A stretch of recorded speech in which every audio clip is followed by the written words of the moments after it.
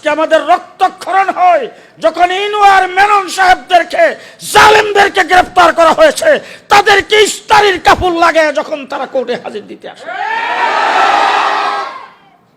গোটা বাংলাদেশের ধর্মপ্রাণ মুসলমান এবং উলামায়ে কেরামের রক্তক্ষরণ হয়, সেটা আজকে আপনার কাছে বললাম। তারা কেন এত জামায়া দূরে আসবে? তারা কেন এসে গাড়ি দিয়ে আসবে? তাদের হাতে পায়ে কেন ডান্ডা বিড়ি থাকবে না? আমরা ইচ্ছা করলে পারি, কিন্তু অন্তর্বর্তীকালীন সরকারকে কোনো প্রকারের আমরা কোনো বিড়ম্বনায় অথবা তাদেরকে কোনো প্রকার ঝামেলা জটিলতায় ফেলতে চাই না।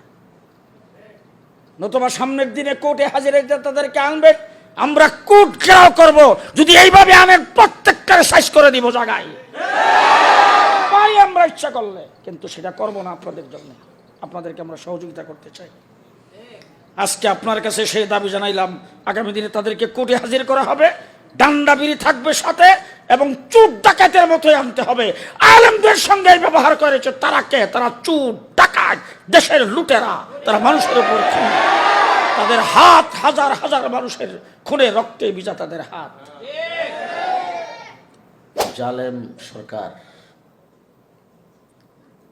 গত 17 বছর পর্যন্ত বাংলাদেশে জগদ্দল পাথরের মতো আমাদের মাথার উপরে বসেছিল। বাংলাদেশের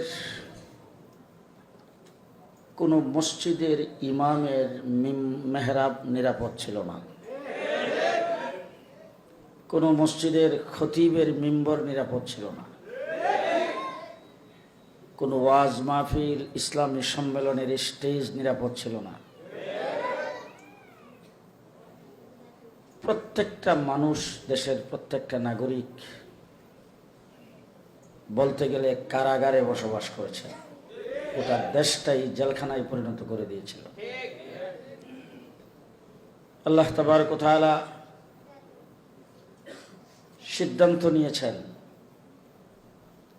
ফেরাউনকে ফানির দ্বারা ধরবে, নমরুদকে ল্যাংড়া মশার দ্বারা ধরবে, বা আব্রাহা বাদশাকে আবাবিল পাখির দ্বারা ধরবে। বাংলাদেশের পেশিজ সরকারকে ছাত্রদের দ্বারা ধরবে। আন্দোলনের মুখে টিকতে পারে নাই, কিন্তু গত 15 বছর বলতো খেলা হবে। ওই 15 বছরও আমরা খেলার মাঠে ছিলাম, একদিনের জন্য মাঠের থেকে যাই নাই। জেলে যাওয়ার আগে যেমন ছিলাম, জেলের থেকে আসাও তেমন, জেলের ভিতরেও তেমন। তোমরা খেলার কথা বলছো, আমরা খেলার মাঠে তোমাদের সাথে খেলছি, কিন্তু তোমরা আমাদের সাথে 15 বছর পর্যন্ত খেলতে আসছো তোমাদের শক্তিতে নয়, পুলিশ লীগের অস্ত্রের বিনিময়ে। আজকে পুলিশ তোমাদের সাথে নাই। আজকে একবার মাঠে আসো, দেখি খেলা আমরা করব তোমাদের সাথে। আজকে আমি ধন্যবাদ মুবারকবাদ জানাচ্ছি হযরতুল আল্লাম শেখ আফম খালেদ হুসাইন দামাত বারাকাতুহুম। ছাত্র জীবন থেকে বিভিন্ন সংগঠন, আন্দোলন, সংগ্রামের সাথে যিনি জড়িত, যার মেধা, যার প্রজ্ঞা, যার যোগ্যতা বলে বাংলাদেশের উলামায়ে কেরামের সেরেতাজ, দেশের মুসলিম জনতার রাহবর ছিলেন খতিবে আজম সিদ্দিক আহমদ সাহেব রহমতুল্লাহি আলাইহি। তিনি হযরত মাওলানা আফম খালেদ হুসাইন সাহেবকে স্নেহ করেছেন এবং নির্বাচিত করেছেন তার একজন মেয়েকে তার কাছে দেওয়ার জন্য।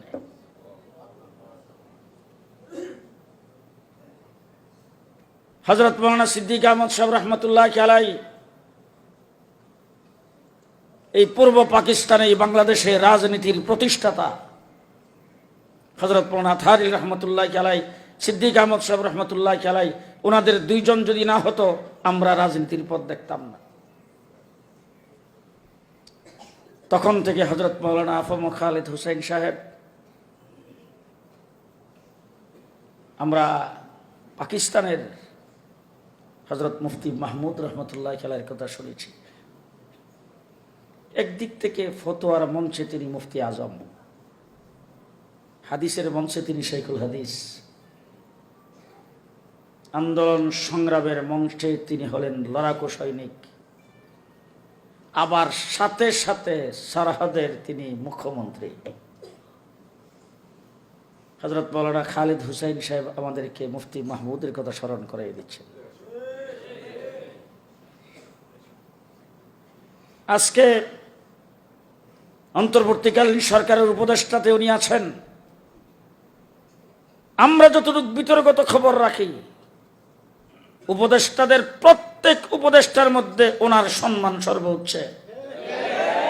তার কারণ হলো ওনার মেধা, ওনার যোগ্যতা, ওনার অভিজ্ঞতা। উপদেষ্টা মণ্ডলীতে যারা আছেন তারা কেউ ওনার কাছেও যাইতে পারবে না। আলহামদুলিল্লাহ সুম্মা আলহামদুলিল্লাহ, আমরা ওনাকে উপদেষ্টা পদে নেওয়ার জন্য যেমন প্রস্তাব করেছি, তখন থেকে বাংলাদেশের উলামায়ে কেরাম, তুলাবায়ে ইলম ওনার জন্য দোয়া করছেন। সেই দোয়া আপনি পাইতেছেন। আপনি সামনের দিকে অগ্রসর হবেন দুর্বার গতিতে, আপনাকে কেউ ঠেকাইতে পারবে না। আমরা অত্যন্ত গর্বিত আপনার মতো ব্যক্তিকে পেয়ে। আজকে আপনি উপদেষ্টা মণ্ডলীতে যারা আছে তারা হয়তো এক একজন এক এক লাইনের প্রতিনিধিত্ব করে, আপনি গোটা মুসলিম উম্মার প্রতিনিধিত্ব করেন। বাংলাদেশের সর্বস্তর উলামায়ে কেরামের প্রতিনিধিত্ব করেন।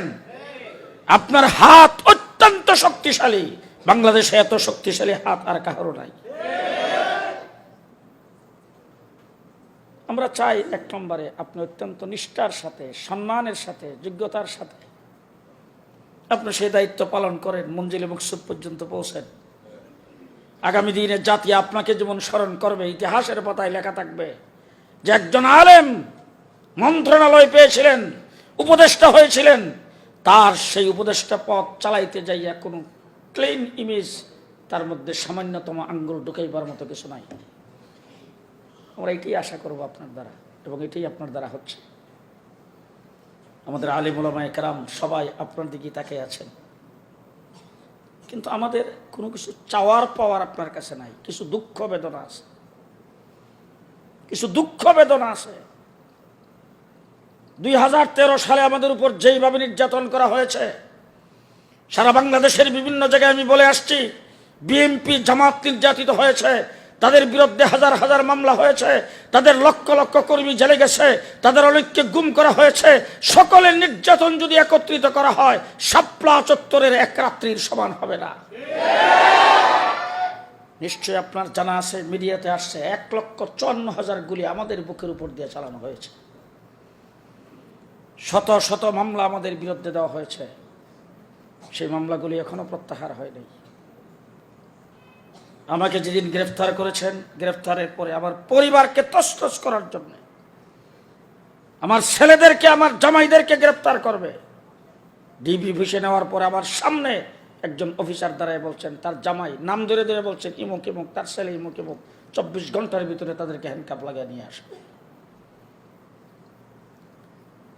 কি অবস্থায় আমি একাধারে 9 মাস আমার পরিবারের কোনো খবর পাই নাই। 9 মাস পর একটা চিরকুট পাইছি, আমার ছেলে লেখছে, আব্বা আমরা ভালো আছি।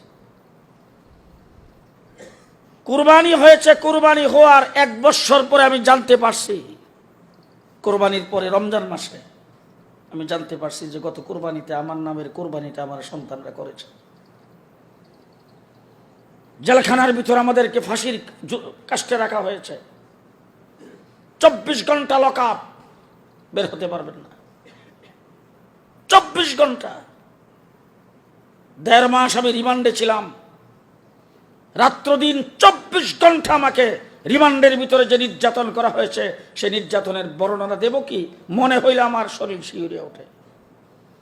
রাত্রে 12টা নাই, 1টা নাই, 2টা নাই, 3টা নাই, আমাকে এসে বলছেন টিম আপনাকে জিজ্ঞাসাবাদ করবে, আসেন। নিয়ে তারপরে ঘন্টার পর ঘন্টা দাঁড়ানো করে রাখত, অকথ্য ভাষায় গালিগালাজ করত। আমি সেখানেও লড়াই করেছি। আমার হাতে পায়ে ডান্ডা বিড়ি লাগাইবার জন্য আসছে, নো টাচ করবেন না শরীরে, সাবধান। আমি রিমান্ডে যাওয়ার পরে প্রথম দিন তাদেরকে বলেছি, আপনাদের শেষ কাজটা হলো ক্রস ফায়ার, সুতরাং আমার ক্রস ফায়ারও আপনারা দিতে পারেন, সেটা যাই না আমি এখানে আসছি। মিথ্যা অজুহাত 27 পৃষ্ঠা লেখে আমার সামনে এনে বলছেন সই করতে হবে। মিথ্যা সই আমাকে দেখাইছেন, বাবনগরী সাহেব সই করছেন, আপনি করবেন না কেন?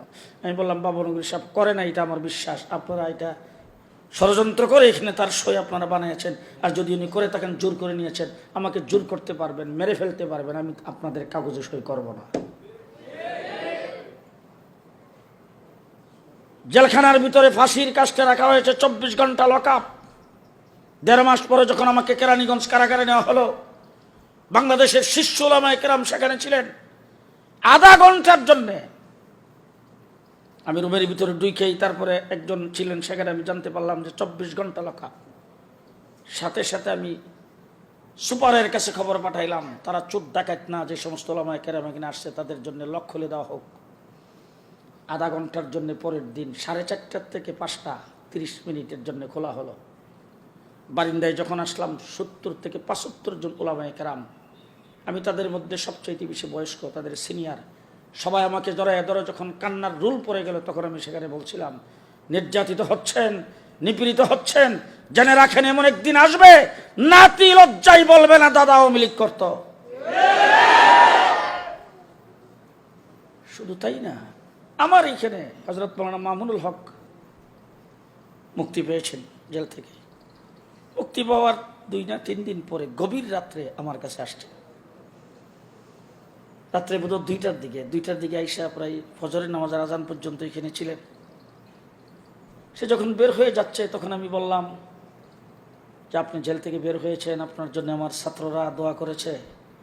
ছাত্র শিক্ষক কারোর সঙ্গে সাক্ষাৎ হলো না, যদি একদিন দিনের বেলা আসেন তাহলে ছাত্রদের সঙ্গে সাক্ষাৎ হতো। ওই দিনটা ছিল শুক্রবার, সে বললো যে আগামী রবিবার দিন আসে। রবিবার দিন সে আমার মাদ্রাসায় আসবে, কোনো প্রোগ্রাম নাই, এখানে ছাত্রদের সামনে সে মেশকাত শরীফের দর্শ দিবেন, ছাত্রদের সামনে কথা বলবেন। এই রাস্তার 2 পাশে পুলিশ ব্রিকেট লাগাইছে, আমি আসতেছি বাসার থেকে, আমাকে পর্যন্ত ঢুকতে দেবে না। এই রাস্তায় কোনো অটো চলতে দেওয়া হয় নাই। কেন আজকে চলবে না? নির্যাতন কাকে বলে? মাওলানা মামুনুল হককে এখানে আসতে দেবে না, ছাত্রদের সামনে কথা বলতে দেবে না। বাবনগরী সাহেব আসবে আমার মাহফিলে, তাকে এখানে আসতে দেবে না। অনেক নির্যাতিত হয়েছি। জেলখানার ভিতর থেকে যখন আমাদেরকে কোর্টে আসতো, কোর্টে হাজিরে দেওয়ার জন্য আনতেন, হাতে পায়ে ডান্ডা বিড়ি লাগায়া, অনেকেই দেখেছেন সেই চিত্র। আমি তখন খুব অসুস্থ ছিলাম, হুইল চেয়ারে। একটা গাড়িতে আমাকে নিয়ে আসতেন।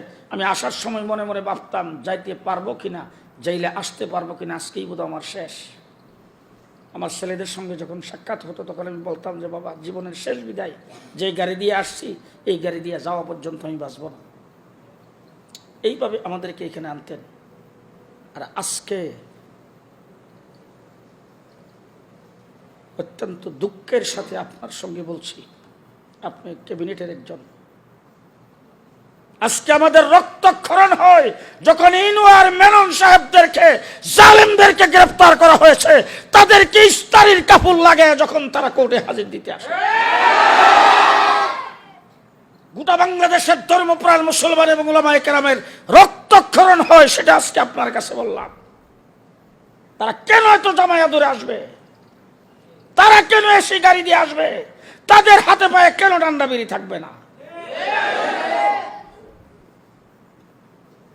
আমরা ইচ্ছা করলে পারি, কিন্তু অন্তর্বর্তীকালীন সরকারকে কোনো প্রকারের আমরা কোনো বিড়ম্বনায় অথবা তাদেরকে কোনো প্রকার ঝামেলা জটিলতায় ফেলতে চাই না। নতুবা সামনের দিনে কোর্টে হাজির তাদেরকে আনবে, আমরা কোর্ট ঘেরাও করব। যদি এইভাবে আনেন, প্রত্যেকটারে সাইজ করে দিব জায়গায়। পারি আমরা ইচ্ছা করলে, কিন্তু সেটা করবো না আপনাদের জন্য। আপনাদেরকে আমরা সহযোগিতা করতে চাই। আজকে আপনার কাছে সেই দাবি জানাইলাম, আগামী দিনে তাদেরকে কোর্টে হাজির করা হবে, ডান্ডা বিড়ি থাকবে সাথে, এবং চোর ডাকাতের মতোই আনতে হবে। আলেমদের সঙ্গে ব্যবহার করেছে তারা কে? তারা চোর ডাকাত, দেশের লুটেরা, তারা মানুষের উপর খুন, তাদের হাত হাজার হাজার মানুষের খুনে রক্তে ভিজা তাদের হাত। আজকে তাদেরকে যেভাবে রাখা হয়েছে, হাসতে হাসতে গাড়ির থেকে নামতেছে, হাসতে হাসতে আবার আঙ্গুল উঁচু করে এইভাবে বীর চিহ্ন দেখাইতেছে, কথা বলতেছে, জোরে জোরে আওয়াজ করতেছে। ঘটনা কি? কি ঘটনা? এর দ্বারা আমরা কি বুঝি? গাপটি মেরে আপনাদের সরকারে হয়তো তাদের খালাতো ভাইরা বসে আছেন, কেন হবে?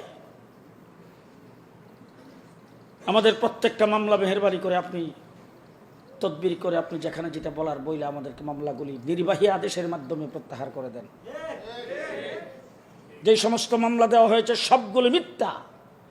8টা মামলা দিছে আমার চট্টগ্রামের।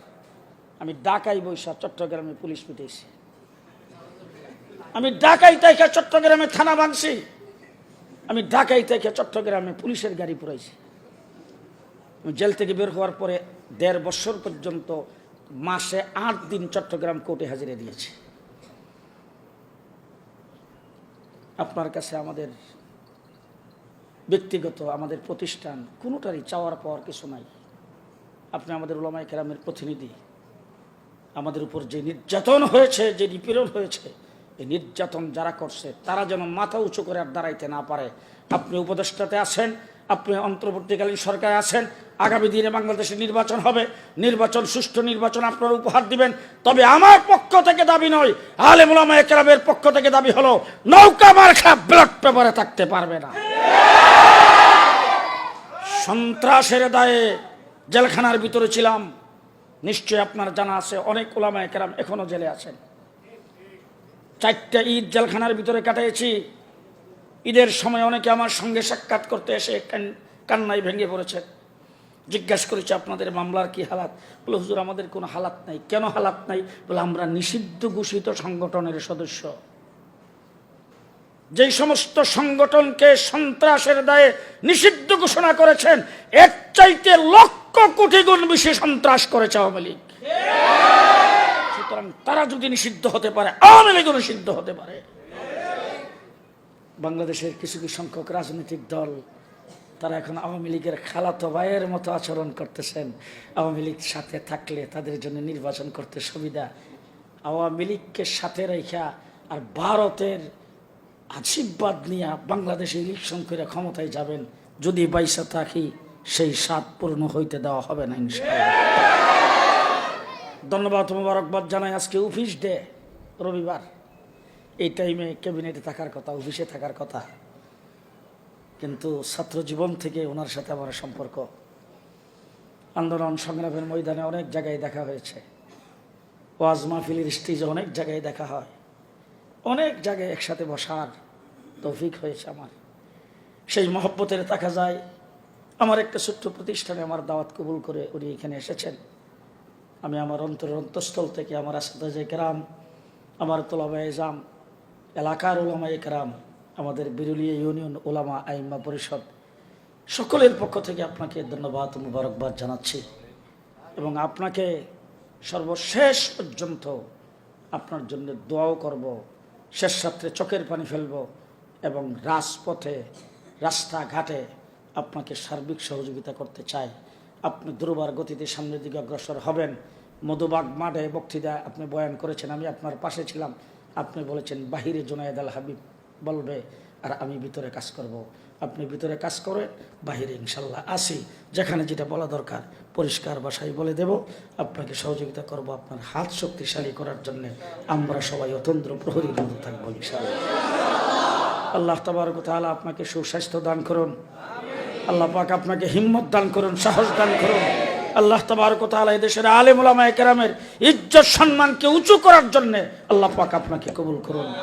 ওয়া আখিরু দাওয়ানা আলহামদুলিল্লাহি রাব্বিল আলামিন। সময় যেহেতু কম, আমাদের এখানে হযরত মাওলানা আশিকুর রহমান কাসিমি সাহেব আছেন, আরও অনেক উলামায়ে কেরাম আছেন, হয়তো তারাও কিছু বলতে পারতেন, কিন্তু সময় কম। উনি সচিবালয়ে যাইতে হবে খুব তাড়াতাড়ি, এই জন্য আমরা ওনাকে খুব দ্রুত ছেড়ে দিতে চাই। এই জন্য উনি এখন আমাদের সামনে মূল্যবান বক্তব্য রাখবেন।